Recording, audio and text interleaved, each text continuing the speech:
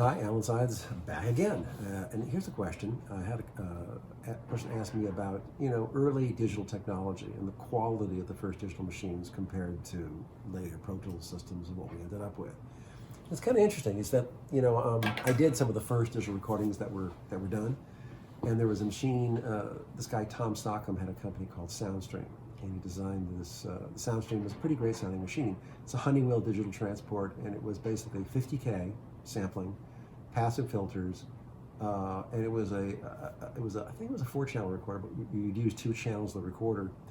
You could only record complete takes. In other words, you couldn't do any punch-ins. You had to edit after the fact. And how I became familiar with this machine, I was doing a direct-to-disc at the old RCA studios, and it was a Duke Ellington orchestra with Diane Carroll.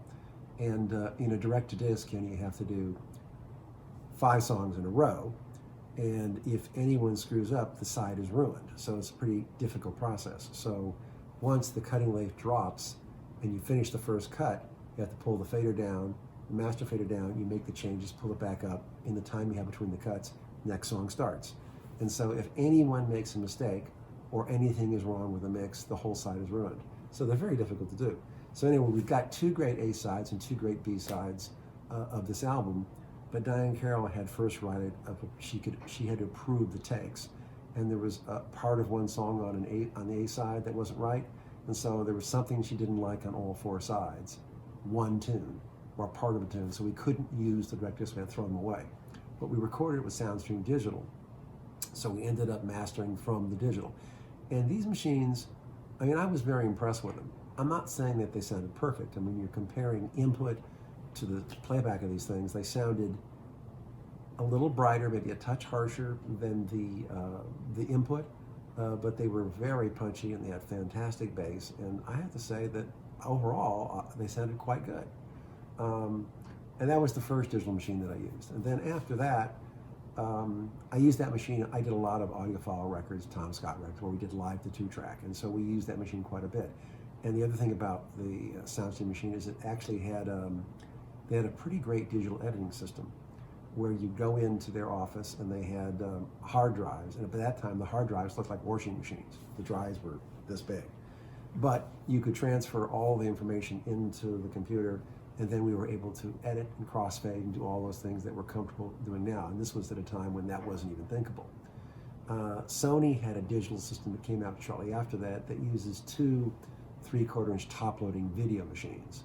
And a processor. I think it was at 44.1, and it didn't really sound very good. It sounded okay, not necessarily great. And also, the only way you could edit was to go from machine to machine. You'd have to punch in on the machine to do an edit. You couldn't edit, real time like you can in the Soundstream machine. So it was a pretty primitive system, the first Sony system. Then 3M came out with a digital multitrack that sounded really good. That was also 50K sampling, also passive filters. And I did a lot of recording on the 3M machine, and it was pretty stunning. I thought it sounded great. And the premise of the digital versus analog, we had really good analog 24 tracks at our studio. It's Ampex ATR 124s, which are maybe the best sounding analog machine ever made. But when I'm recording on 24 track and I'm listening in input, and then I go into the playback, it sounds pretty good, but it certainly doesn't sound as good as the input did, right? It's analog. It has resolution. It has all kinds of good things, but it still doesn't have the transients. It's softer sounding. It doesn't sound as good as it does in input. Well, on the 3M machine, it's really snappy. Had a lot of impact and punch. Really clear, great low bass. Once again, it didn't sound like the input either. It was a little brighter than the input, a little bit of maybe a touch digital sounding, but generally sounded pretty good. Now, the next machine that came along was the Sony 24-track digital machine. And it didn't sound bad, but it didn't sound as good as 3M. 3M was a much better sounding machine. And the Soundstream was probably even a little better than the 3M. They were both really good. And of course, like that album Nightfly was done on the 3M machine. Elliot Shiner recorded that on the 3M machine. Then the next thing they came along with was the Sony 24. It sounded okay. And then they came out with the Sony 48. And it sounded not bad. And they also had the other thing, at the same time, Mitsubishi came out with a 32-track machine. And I had all those machines. I had the 32s and the 48s, and I think that the 48 sounded better than Mitsubishi 32, considerably so. And then Pro Tools came out, and the first Pro Tools was basically 44.1, 16-bit, and it was horrible. It was one of the worst sounding digital formats I'd ever heard. I mean, it was just awful. But functionally, it was amazing. The things you could do were amazing on Pro Tools. I mean, just from the editing standpoint, moving things around, the speed at which it worked, it was great.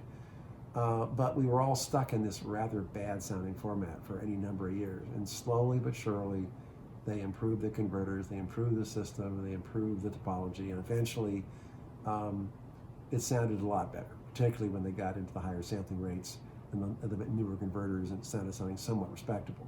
But the crazy thing about it is that the original 3M machines and the Soundstream machines, and even the Sony 48s, it sounded way better than Pro Tools. And it's sort of funny that we started out with something that sounded really good and ended up with something that wasn't really nearly as good in certain respects. I thought you might find that interesting, so I thought I would just elaborate a bit. Also, if you have a chance, please subscribe to our new YouTube video channel. I'm going to answer a ton of questions. Thanks.